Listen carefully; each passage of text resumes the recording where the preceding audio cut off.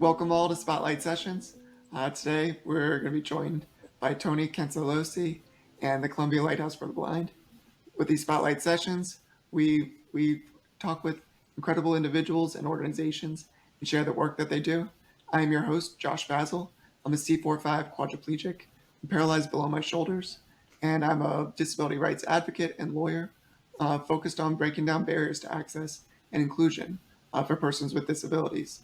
I'm excited to have Tony here today, and welcome, Tony. Well, thank you for having me. I really appreciate it and look forward to a great discussion. Absolutely. So, Tony, tell us a little bit about yourself. Oh, well, I've just celebrated 15 years at Columbia Lighthouse for the Blind, and our organization's been around 121 years, and I'm proud of that. And I wish I was here longer, but 15 years is a good chunk of my time.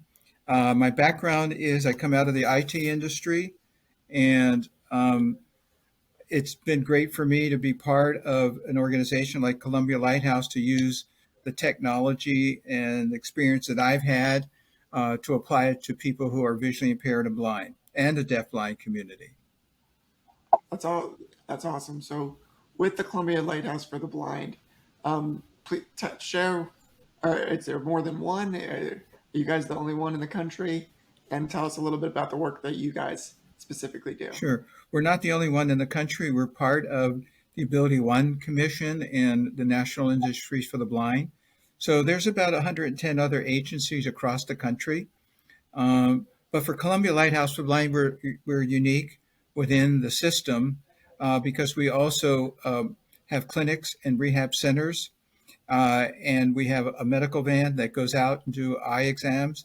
In fact, just yesterday, we did 25 children school systems here. We've got a contract to do vision testing for kids in school. And so we use our medical van to do that. We're unique in the sense also that we run government contracts. We have some significant contracts with the federal government. 75% of all the people on our contracts are visually impaired and blind. And we have some very interesting future with some of the technologies that we're using. In one case, we are scanning medical records for a military organization, and we have been pumping out over 300,000 images a month. Wow. It's very significant. I mean, it really sets the tone for people that have disabilities, and in our case, visually impaired and blind and deafblind, that they can produce way beyond anybody's imagination and keep up with the community that's out there in the workforce. There's there's a lot of contribution that can be done with all abilities. Just giving someone the opportunity to show what they can do is sometimes what somebody needs. And so I would love to know more and let the audience know more, Tony, about so what is your role at the Columbia Lighthouse for the Blind, and kind of what does your day to day look like? Well, I work for the organization, but I have a title of president and CEO. But That's a pretty cool title. my day to day operation is um, really building the relationships and looking for technology and being innovative because we just don't want to just deliver the normal segment of services but we want to go beyond that. We want to offer technology. We're working right now with an organization called the Royal Society of Blind Children in England, and we've been having what we call work sessions with children in England and children here in the US. And the interesting thing is when you hear about how we're doing this, the kids over in England say, "Boy, you guys talk funny," and we're saying, "Well, you talk funny." But what we've done is we've united the Royal Society of Blind Children into our children's program here in the U.S. And we're now integrating our services with theirs and comparing what they're doing and how we're doing it. And I call that innovation. And if anything to be said about the Columbia Lighthouse is that we love innovation. From that, over the last several years, we built a app on the iPhone for the metro system here in Washington, D.C. And we completed that project last year, and we actually set the stage for Metro for having an automated system in 11 metro stations, and we installed what we call iBeacons. And today, that's old technology. So we've moved on to that in partnership with a group called World Maps, Waymaps rather, and we are now looking at creating that for the bus systems here in Washington D.C. And now we're upgrading no more iBeacons because all these iBeacons were put into every one of those 11 stations inside the metro system. Should mention that Columbia Lighthouse, we have a secure facility. We do secret work, and beyond that, and 90% of all our employees have cleared facility technology experience and carry the credentials. I carry several credentials. Our facility here also is Secret Service, White House secure. That's innovative. I mean, not too many organizations could do that. Uh, so we are now embarking on the 125 million baby boomers in this country who, by pure age, is 1 in 3 could lose their sight through macular degeneration. So, what is the key thing to help them? And it's called accessibility. We need to make all the metro systems accessible. We've got to make the bus systems accessible, colleges and universities, hospitals, you name it. We have to, across the board, create accessibility for people with disabilities, and no one should ever put up barriers against that. So we are now engaged and we just signed an agreement with Waymaps and the Royal Society of Blind Children to automate the bus system here in Washington, D.C. And we are going to be the ultimate, and here's the ultimate, is that everybody can come up with all the technology, but at the same time, we still need the human intervention of our people to validate what they're saying and doing, and that it works for people with disabilities. So we're in partnership with them, and so we're moving that forward right now. So you talk about being innovative. I also think you're. I think more words need to be added to that. Innovative change maker. You guys are doing so much good to bring change into the future. And you talked a lot about accessibility. I would love to know, what does accessibility mean to you? Okay, I can give you a couple good examples. Next week, we're meeting with um, a university that's here, and we have several students who are visually impaired and blind at that university. And this just happened today. One of them is in the School of Music, and this past week she was trying to get to a new class, and she couldn't get there. She's been fully trained by us. She's a great travel trainer, been travel trained, and she could not get there. And she actually had to call us and her mother to say, "I can't get to this class on campus." And so, guess what? When we meet with the president of the university next week, that's going to come up.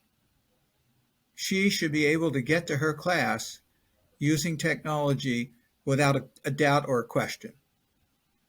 And same way with riding transportation, and everyone should be able to ride metro that has a disability and have complete accessibility to when the train comes, when the buses come, when classes come, whenever we're going to do anything, getting to a doctor's office or whatever, we need to have that tool in our hands to access that and get where we have to get to.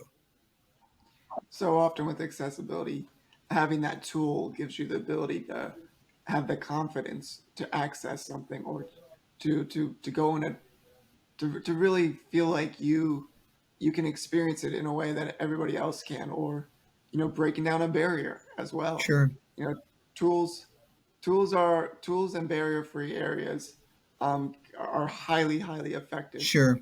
mechanisms to bring accessibility. So I love what you guys are doing. And I love stories. I would love to ask you about, like, what is one of your favorite accomplishments over the years that you're proud of? I know you're talking about that so much of what you guys do is secretive, but if you could share any story about Sure. a favorite accomplishment you're proud of. Well, I think the encouragement. We just hired a new HR director, and we hired someone new in our accounting department. Both of them, when we were going through the interview process, said they wanted to work at Columbia Lighthouse because they heard through others the things that we've done to give people independence. And I'll give you an example. One of the professors at the university was working with several students that he had, and I got a call from him and said, I'd like you to meet some of my students who are visually impaired, and one has a seeing eye dog, this one has this one. And I said, really? He said, can you come in? I did. I went in, met with them at the university, and it was unbelievable because what they were telling me, they were teaching their professor how to work with them and teach them. And he appreciated that. And so 3 or 4 months later, I get a call from the dean of the university saying, can you come in and meet with Dr. So and so and myself? And I said, sure. Well, when I got there, it was almost like a sad moment walking into the room because the professor was telling me that he was going blind and that he needed our help. And I said, of course. Well, in 3 months, 4 months, he had his white cane. And that was an enormous thing that we did for him because he did not retire. He was ready to leave the university. He did not leave the university. And he said, Tony, the other thing I really need is that for 30 years, I've been being cooking dinner for my wife and I and the kids. And he said, I don't want to lose that. I said, we'll teach you how to cook. And so he now is cooking like he cooked before. But now he's back at the university teaching. To me, we've given him freedom to come back to what he loved doing, but have the independence to do it.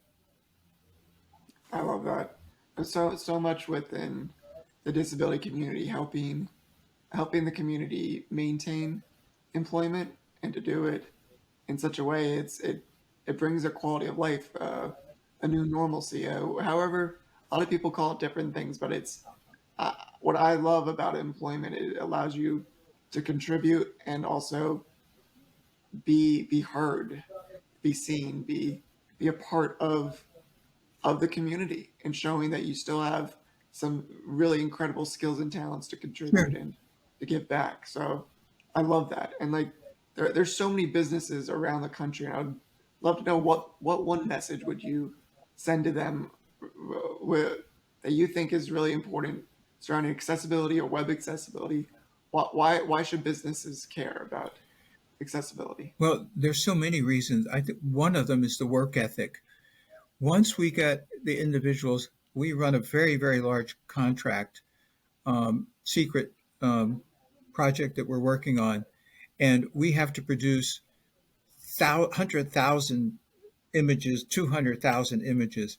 But the capacity of people with disabilities go way beyond what I would think our human capabilities are because they have a mission. Their mission is to do the best they can with their disability and they go beyond it.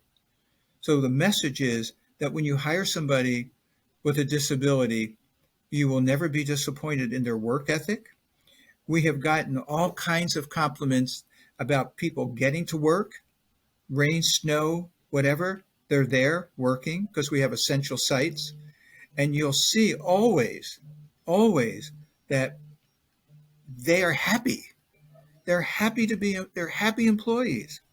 And they share that happiness with others. It's not like, oh, we have somebody down the hall that has a disability, blah, blah, blah. No, they talk about how good they are. So we produce people of confidence, community based, and they truly have civility in their makeup. That's awesome. Getting persons with disabilities, especially significant disabilities, within your business walls. What I've found and what I've heard from so many businesses across the country is how hard, like you said, how hard of a worker they are, but also just persons with disabilities are natural problem solvers.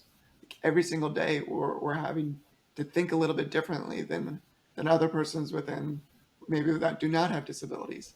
and being able to get that unique type of talent within the workforce, you see a different level of production, or you get things done a different way that maybe you might not have thought of doing it that way. And it's just, it brings such value to the team and the dynamic within the employees that are within the business walls of so many companies. So I love I'm also a little bit curious. So within the blind community and low vision that you serve, you know, there's so many different ways blindness can come about, whether it's or low vision can come about, whether it's at birth or during child years or as you get older.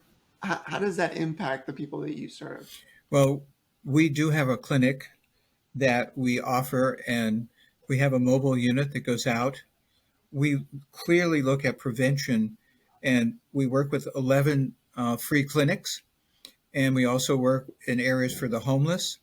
So we're out there giving eye exams to determine the various eye diseases, like glaucoma and diabetic retinopathy, macular degeneration. So we're out there finding them. And when we do find them, we have a low vision clinic that we could start helping them if their sight is getting to a level where they need adaptive devices and beyond that. So we cover both sides of, I guess the way we say it, we treat the whole person. We just don't think of one thing, but we treat the whole person for all the needs that they might have as they're losing their sight. And so we definitely do preventive by working with, I'm on the board of Providence Hospital here, and we do preventive work with them as a clinic, an urgent care facility. Um, so at all stages of vision loss, if we have an early intervention program for children that are born blind here in DC, and we are notified when a child's been identified, and we work with that parent for at least 3 years, and then we can put them into another program. So we never let go of their hand. When they reach out, we grab their hand, and we never let go. It sounds like you're going on a journey with them, Yes, and I love that. That's the way mentoring should be done, and that's the way you really provide the tools throughout a lifetime for somebody, exactly. to really maximize opportunities that can and will present themselves. Um, so many doors are being opened because of the services you are doing. So that's awesome. And I would love to end on a kind of different question for you about if you could speak with anybody in the world, I would love and have a conversation. Who would it be and why?